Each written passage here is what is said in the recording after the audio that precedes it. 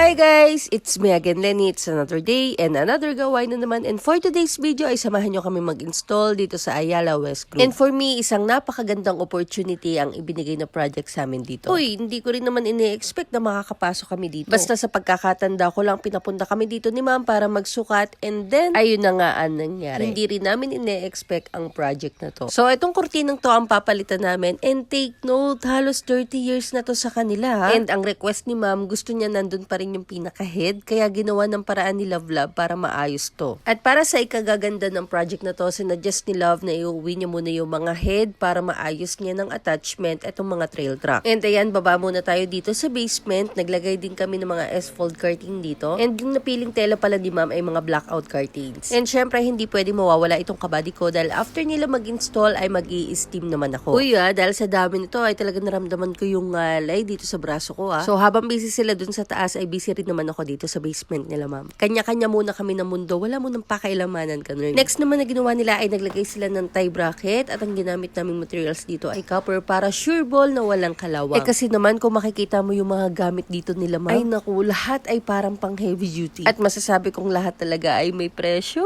Next naman ay etong bintana nila ma'am na pagkataas-taas naman nga talaga. So umuwi muna kami para maayos ni Love itong head at para mas mapatibay na rin niya ang attachment ng mga trail truck. Galing naman ni Love ni-attach yung truck sa head.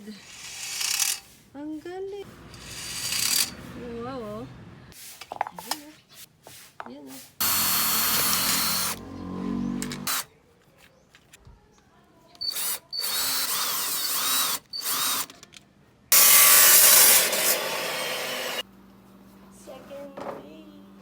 Uy, pang second day na namin dito at bumalik nga ako dito sa basement kasi may mga naiwan ako na hindi ko na steam. And diniretso tali ko na nga rin itong mga cortina. And yes po, hindi naman po ako nagsasawa at napapagod na mag-steam. Basta kung ano yung ikakaganda ay doon po tayo. Ayan nga't nakuha ko pa mag-flex, diba? Lipat naman po tayo dito sa may sala, sa may hagdan nila ma'am. And ayan po, nai-attach na nga po nila yung mga head. And silipin yung mga Kai-Collectics kung gano'n nga ba kataas itong bahay nila ma'am. Ay, medyo nakakalula talaga. Pero alam ko namang caring-caring nila yan.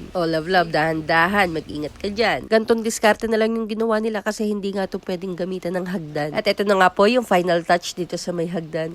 Diba? Ang ganda. At ito naman yung sa may sala nila sa taas. Diba? Meron sa baba, meron pa sa taas. At ito pa, hindi pa yung natatapos dahil ito naman yung final touch dito sa basement. So, dalawa yung option dyan ni ma'am. Pwedeng nakatali, pwede rin namang hindi. And syempre, i-flex ko na rin sa inyo itong S-fold curtain dito sa kabilang side. Next naman ay itong pinakamataas sa bintana nila ma'am. And yes po, inuwi po ulit ni Love yung head na nakikita nyong yan para mas mapatibay niya yung attachment ng trail truck. And ang ginamit po naming trail truck dito ay bendable. And dun po sa siding, sa pinagawa sa amin ni ma'am ay pleated curtain at yung back naman po ay S-fold curtain. And ayan, dahan-dahan na nga nilang inattach yung pinakalagayan ng kurtina. Masusing pag-iingat talaga ang kailangan dito. And syempre, hindi pa dun natatapos yung project namin dahil nagpadagdag pa si ma'am dito sa may ilalim. Pinalagyan niya na rin to ng S-fold curtain para ternuhan na yung sa taas at terno na rin dito sa baba. So, para makatulong ako sa kanila, ay ako na nga naglagay ng kurtina dito. Basta kaya kong gawin, ako na ang nagkukusa. Diba? Feel na feel ko yung paglalagay dito ng S-fold curtain. And eto na nga yung final touch. Tingnan nyo maigi mga Kai-Collectics kung ano nga ba yung pinagpaguran namin dito. And eto naman yung sa may sala. Ayan. Grabe, iba talaga ang kulay ng kortina kapag kaputi. Sobrang linis tingnan. And ayan, umakyat ulit si Love kasi may binabalanse siya dyan sa taas. And super happy naman ako kasi another project na nagawa namin dito.